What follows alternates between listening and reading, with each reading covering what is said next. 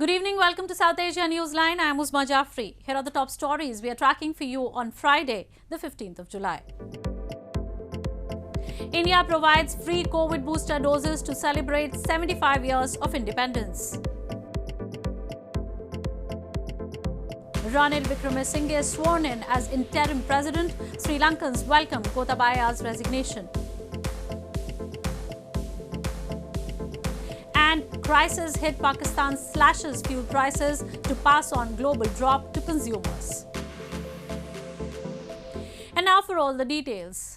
All Indian adults will be administered free booster shots of coronavirus at all government centres for 75 days starting Friday, with an aim of boosting the uptake of precautionary doses. The special vaccination drive is a part of the government's campaign Azadi Ka Amrit Mahotsav, celebrations to mark 75 years of India's independence. India's Health Minister Mansukh Mandaviya on Friday launched the 75-day free vaccination campaign for all adults, COVID vaccination Amrit Mahotsav, in capital New Delhi, and appealed to the masses to get the free dose so as to ensure protection against COVID-19. This special vaccination drive is a part of the celebration for Azadi Ka Amrit Mahotsav and aims to provide free precaution dose for all adults eligible population at government COVID vaccination centres, with an aim to increase the uptake of precautionary dose. The objective is also to speed up the vaccination process in the country. देश के सभी 18 से अधिक उम्र के नागरिकों को मेरा आग्रह है कि आज़ादी के अमृत महोत्सव के अवसर पर 75 दिन तक चल रहा इस अभियान में आप भी मुफ्त टीका लगाइए और कोविड के सामने आप अपनी सुरक्षा सुनिश्चित करिए. Under the nationwide vaccination drive, 1.89 million COVID vaccine doses were administered in the last 24 hours. The total number of vaccines jabbed till date reached 1.99 billion. Meanwhile, India reported over 20,000 new COVID cases for the second day in a row on Friday, as it logged 20,038 infections in the last 24 hours. The country had breached the 20,000 mark after 145 days, logging 20,139 cases on Thursday. The active cases in the country have gone up to 139,073. Amid the pandemic, India on Thursday reported its first confirmed case of monkeypox, a 35-year-old man with a history of travel to the Middle East. Southern Kerala State Health Minister Veena George told reporters late on Thursday that the man was in stable condition and had been isolated at a hospital. Monkeypox, endemic in parts of Africa, is a viral disease that causes flu-like symptoms and skin lesions. Around 60 countries in which monkeypox is not endemic have reported outbreaks of the disease, with confirmed cases crossing 10,500. In news from Sri Lanka, Sri Lanka's Prime Minister Ranil Wickremesinghe took oath as the interim president on Friday, a day after Gotabaya Rajapaksa submitted his resignation from the post, fleeing to Singapore to escape a public uprising over deepening economic crisis. Sri Lankans, who blame the powerful Rajapaksa family and allies for runaway inflation and corruption, have welcomed the resignation. They are now awaiting whom the parliament will elect as new president next week. Sri Lanka's Prime Minister Ranil Wickremesinghe was sworn in as the acting president on Friday after the Parliament Speaker accepted Gotabaya Rajapaksa's resignation from the post. Ranil Wickremesinghe had already taken on the role after Rajapaksa fled the country on Wednesday following a public uprising over the country's worst economic crisis in 70 years.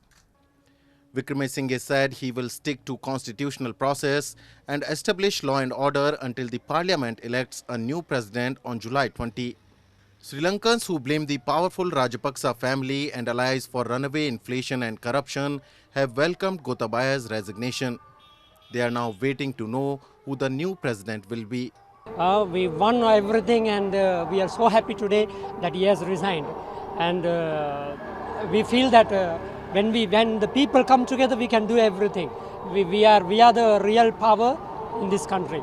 Dozens of rickshaws and vehicles could be seen snaking along city streets near petrol stations on Friday, some having already queued days for a small quantity of petrol. The country of 22 million has nearly run out of dollars for imports of fuel and other essentials and defaulted on foreign loans. वो resign करने के लिए अभी ये रास्ता में खड़ा हुआ ना, वो रास्ता बनाया, अब हम लोग को रास्ता डाला हुआ, अभी खाने खाया नहीं है, सोता नहीं है, इधर भी रहता है, अभी बच्चे लोग पाए. Headline inflation in Sri Lanka hit 54.6% last month, and the central bank has warned that it could rise to 70% in coming months. Sri Lanka had begun preliminary discussions with the International Monetary Fund about a potential bailout loan, but these have been interrupted by the latest government chaos. Pakistan has slashed fuel prices to pass on a decline in global prices to inflation-hit consumers. The government had raised the levies on petrol and diesel about a fortnight ago to fulfill IMF conditions for a bailout package. This comes as the country, facing an economic turmoil, has reached a staff-level agreement with the IMF, which would bring in over $1 billion upon final approval. Pakistan has announced a decrease in fuel prices to pass on a decline in global prices to inflation-hit consumers, with Prime Minister Shehbaz Sharif saying the government will continue to provide relief as soon as it has financial cushion to do so. Earlier, in an address to the nation on Thursday, Sharif said, "We raised prices due to rising international prices and the common man suffered due to it. We had no option and had to take unpopular decisions," he added. The government about a fortnight ago raised the levies on petrol and diesel sales to fulfill conditions set by the International Monetary Fund for the resumption of a bailout package. Now prices of petrol and diesel have been reduced by nearly rupees 18 and rupees 40 per litre respectively. The IMF on Thursday reached a staff-level agreement with Pakistan that would pave the way for disbursement of $1.17 billion if approved by its executive board. Pakistan is experiencing 13-year high inflation, reaching 21.3% last month, and is in dire need of external funding, with foreign reserves as low as $10 billion. Shehbaz Sharif blamed the previous government of ousted Premier Imran Khan did not honor the agreement it reached with the IMF and had frozen the fuel prices. They made matters worse, he said. Moving on. Local residents and organisers of the recently concluded Shandur Polo Festival in Gilgit Baltistan have lamented that there were no proper arrangements and much needed support for the annual event by the Pakistan government. They said Islamabad has failed to promote the local culture, which can boost tourism in the region. Locals and the organisers of the famous Shandur Polo Festival in Gilgit Baltistan lamented that the Pakistan government made no arrangements and provided no support to them for the annual event in the illegally occupied region.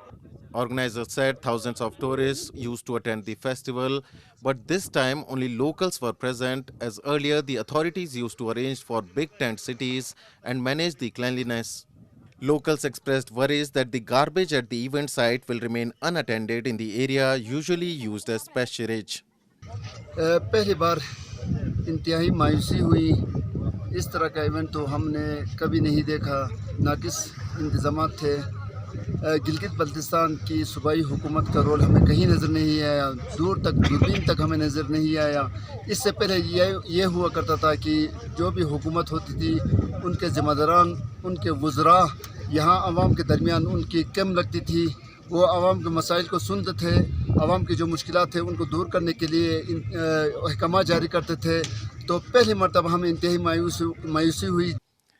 Residents said they have expressed their helplessness on a number of occasions in the past, but that has barely changed the stance of Pakistan towards the region.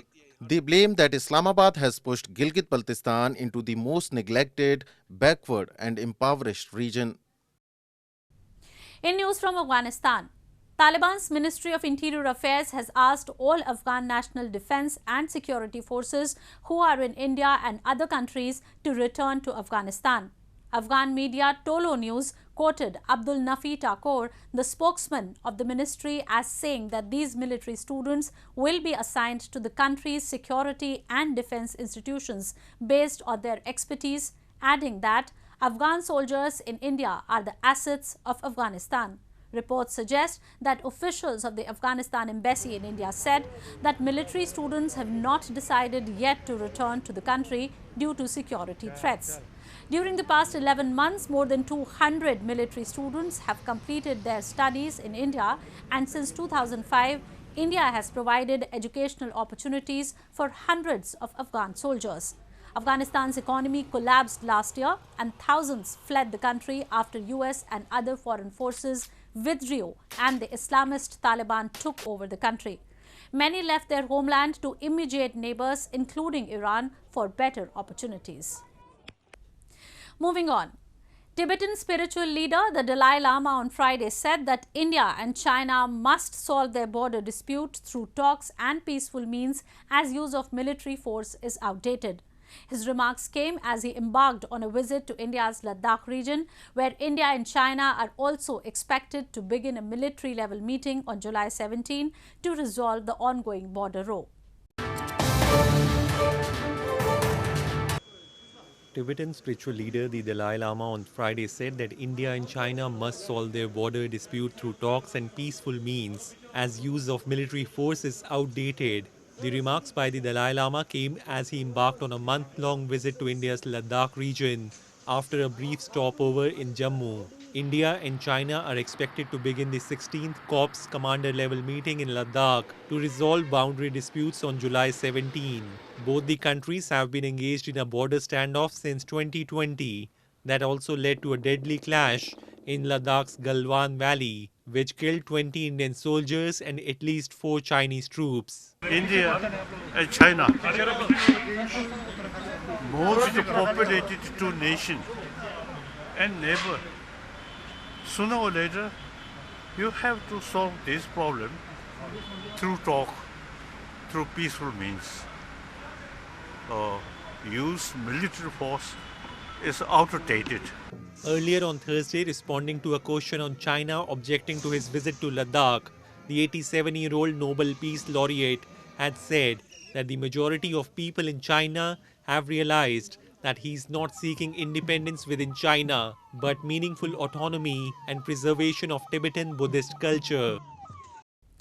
A young female artist in India's northern Jammu and Kashmir has started the revival of cultural pottery items by making paper-mache art designs on them. She wishes to take her art to a global level and encourage other artists as well. Shafia Shafi, a 26-year-old artist from Srinagar city in India's northern Jammu and Kashmir, has started revival of traditional pottery items like spinning wheel, goblet drum, Kashmiri kangri and other cultural items by making paper-mache art designs on them. She has showcased her talent at the national level with her paintings and murals depicting the life of women and folk tales. Being a freelance artist, she also holds a master's degree in psychology from the Kashmir University. She said it struck her a few years ago that she should combine the contemporary art designs to revive the traditional art forms. मैं उसके अलावा भी paintings वगैरह करती थी, but कुछ 1-2 साल पहले मुझे स्ट्राइक हुआ कि जो हमारी ट्रेडिशनल चीज़ें हैं, जो कल्चरल चीज़ें हैं, वो ख़त्म होती जा रही है. पॉटरी है या पेपर माशी है. मेरा मेन 2 फोकस इन्हीं चीज़ों पे गया, तो मुझे एक आइडिया आया कि इन दोनों को मिक्स करके कुछ क्रिएट करना चाहिए. Shafia said she's getting a very good response from all over the world via social media for this revival of cultural items, and people are supporting her in this initiative. She said she wants to take this art and culture to a global level and encourage other artists as well. Well, that's all we have for you from South Asia this evening. Now our viewers can watch the show on SouthAsiaNewsline.com. You can also visit us on Facebook.com/SAsiaNewsline and follow us on Twitter @SAsiaNewsline. That's all in tonight's edition. We will see you same time next week. Have a great weekend.